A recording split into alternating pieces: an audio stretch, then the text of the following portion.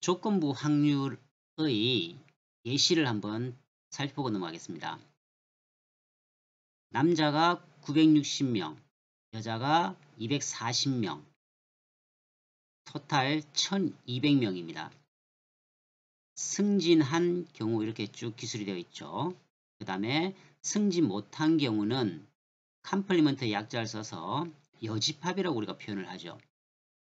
그래서 여집합의 확률 계산은 1-A의 확률 이렇게 구해질 겁니다. 그래서 각각의 승진 못한 경우가 기술이 되어 있습니다. 자, 그러면은 A와 M, 즉 남성이면서 합격한 경우의 확률, 즉 두 사건의 공통집합의 확률이 뭐예요? 결합 확률이죠. 자, 이 경우 결합 확률 어떻게 구하겠습니까? 전체 1200명이죠. 그래서 1200분의 남성의 승진율 288명에서 0.24가 구해집니다. 남자의 확률은요. 960명이죠. 전체 1200명 중 960명이기 때문에 0.80이 계산해집니다. 그럼 남성일 때 승진할 조건부 확률. 자, 남성 조건부 확률 승진 이렇게 구하겠죠. 그래서 계산 공식에 의해서 위에서 구한 남성 즉 0.8분의 0.24 하면은 0.30이 계산되어지죠. 반면 그럼 여성일 때 승진할 조건부 확률은요. 나머지 계산하면 되겠죠. 예, 여기서 여성일 확률이 0.2가 나와지고요. 또 여성이 승진할 확률 36이니까 어떻게 계산합니까? 전체 1200분의 36 계산해서 0.03 계산하면 0.15가 계산되어질 겁니다. 확률의 곱셈 법칙을 정리를 하면은 이렇게 될 겁니다. 우리가 앞서 살펴보았던 내용과 동일한 방법입니다. 그리고 독립사건의 곱셈 법칙은 단순 곱하기였습니다. 그래서 예제를 한번 풀어볼게요. 부품 100개 중에서 2개를 추출하는데 우량품이 98개가 있어요. A 사건은 처음 추출 부품이 우량 부품일 확률, B 사건은 두 번째 추출 부품이 우량 부품일 확률입니다. 여기서 우리가 이제 방법론에 있어서 복원 추출할 것인지 비복원 추출할 것인지, 즉 복원 추출이라고 하는 것은요. 처음 한번 추출을 한 것을 다시 넣고 하는 경우죠. 비복원 추출을 하게 되면은 총 100개가 아니고 몇 개가 됩니까? 99개 가지고 계산을 해야 됩니다.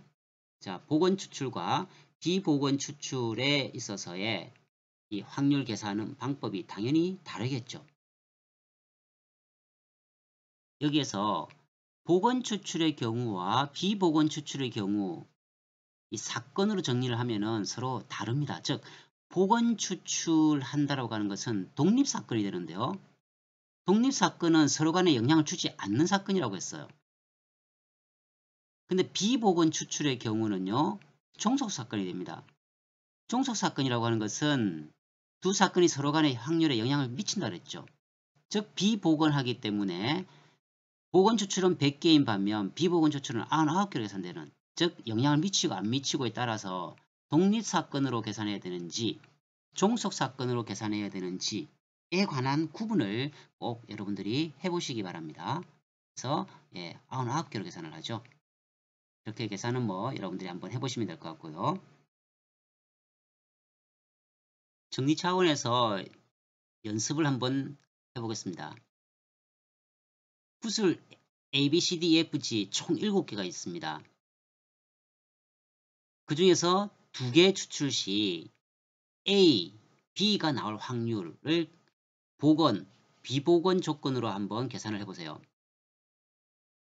먼저 보건 조건입니다. 두 가지 경우가 있겠죠. 첫 번째는요. A가 나오고 그 다음 B가 나올 확률 어떻게 계산합니까? A 7분의 1이죠. B 7분의 1입니다. 두 개 어떻게 됩니까? 네, 곱하기 해야 되죠. 따라서 77에 49분의 1이 나와지네요. 두 번째는요. B가 나오고 그 다음 A가 나올 확률이죠. 이런 경우 역시 동일한 값이 나와질 겁니다. 그죠? 결국 49분의 1이 나와집니다. 그럼 이 두 개의 경우를요. 어떻게 해야 됩니까? 플러스 해야 되죠. 따라서 49분의 2가 나와질 겁니다.